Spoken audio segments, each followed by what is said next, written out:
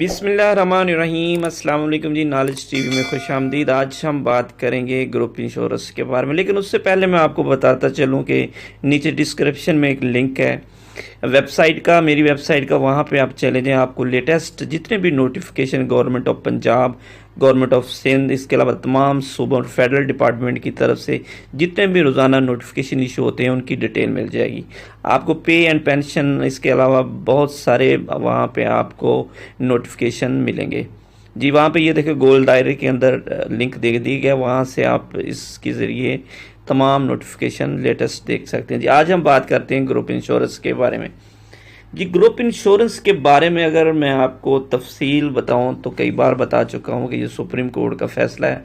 अब जो रिटें Lahore high court में चल रही हैं या सिंध हाई कोर्ट में चल रही हैं, तो वो सिर्फ इम्प्लीमेंटेशन के सिलसिले में चल रही हैं जी हाँ। सुप्रीम कोर्ट का फैसला वही है, कोई नए सिरे से कोई रिटें नहीं की गई, सिर्फ वही रिटें हैं और उनको सिर्फ सुप्रीम कोर्ट के जो आर्डर हैं उनकी इम्प्लीमेंट के सिलसिले में वो रिटें दायर की गई हैं।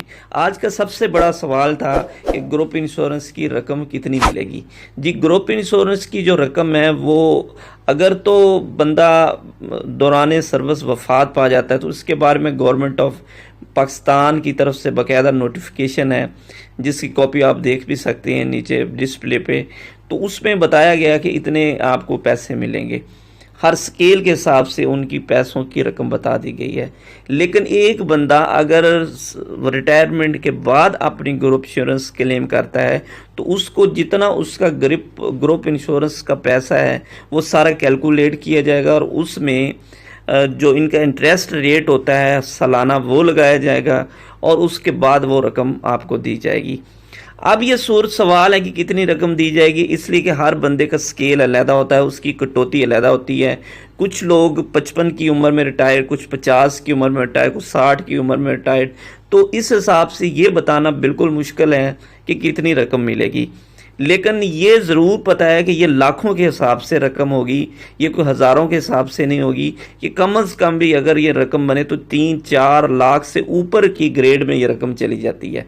तो अगर हम स्केल की बात करें तो हर स्केल के हिसाब से जितनी उसकी कटौती होती है माहाना, उसको अगर कैलकुलेशन करें उसकी पूरी सर्विस के हिसाब से, तो उसमें उनका जो इंटरेस्ट रेट्स होते हैं वो उसमें जमा करें, उसके बाद ये पता चलेगा कि कितनी रकम मिलती है।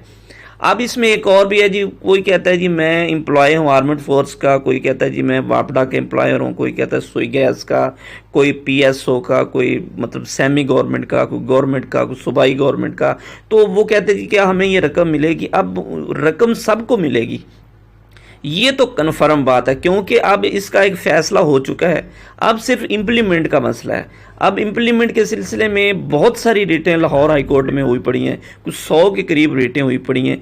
अब इसमें एक रिट का जो फैसला भी ऑलरेडी जवाद हुसैन साहब ने दिया है कुछ दिन पहले हाई कोर्ट मुल्तान से, उन्होंने कहा जी सुप्रीम कोर्ट के फैसले पर अमल दरामद कर और इसकी बाकायदा रकम बनाएं और जितनी रकम इसकी बनती है वो इसको दें जो वो क्लेम करने वाला बंदा था। इस तरीके से अब क्योंकि जो मौजूदा सूरत हाल में उस डेट नहीं लगी, 6-4 उसकी पेशी थी, अब नई चंद दिनों में उसकी डेट आ जाएगी, फिर उसमें पता चल जाएगा, बल्कि चंद हफ्तों में इसके फाइनल हो जाएगा और इसकी इम्प्लीमेंटेशन जो है वो बिल्कुल ये हो जाएगी। और तमाम मुलाजमीन जिनकी भी कटौती, चाहे वो रिटायरमेंट उनकी कब की हो चुकी है, चाहे 91 से लेकर जब भी उनकी रिटायरमेंट हुई है, वो ये ना क्लेम करें कि अब जिसमें तमाम पेंशनर्स भी शामिल हैं कि वो कहते हैं जी हम 10 साल पहले रिटायर और 5 साल पहले। मैं कहता हूँ जिसकी कटौती हुई है उन तमाम का राइट्स है और तमाम को रकम मिलनी चाहिए। Thanks for watching. अपना ख्याल रखिएगा। अल्लाह हाफ़िज़।